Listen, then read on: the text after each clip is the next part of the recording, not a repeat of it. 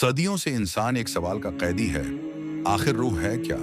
वो ताकत जो हमें जिंदा रखती है, जो हमारे जिस्म को हरकत देती है और जो लम्हा भर में हमसे जदा हो जाए तो दुनिया का मजबूत तरीन इंसान भी मिट्टी का ढेर बन जाता है।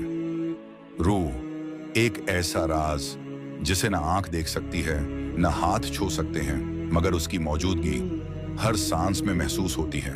कहते हैं जब बच्चा माँ के पेट में पहली बार हरकत करता है तो रूह उसके अंदर दाखिल हो चुकी होती है, और जब कोई आखिरी मर्तबा सांस छोड़ता है तो घर की फजा बदल जाती है, क्योंकि जिस्म वही रहता है मगर रूह रुखसत हो जाती है।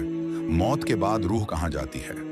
क्या वो फौरन एक नई दुनिया में दाखिल हो जाती है?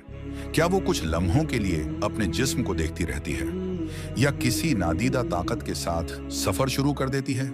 ये राज आज तक खुल न सका।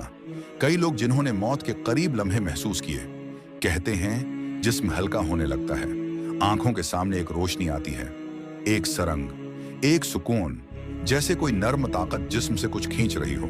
ये हकीकत है या दिमाग का आखिरी खेल, कोई नहीं जानता। साइंस ने भी रूह के पीछे भागने की कोशिश की।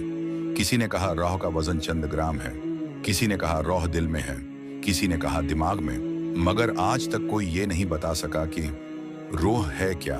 जब रूह जिस्म में होती है तो आंखें देखती हैं, जबान बोलती है, दिल धड़कता है और इंसान ख्वाब देखता है। लेकिन जब रूह चली जाए तो आंखें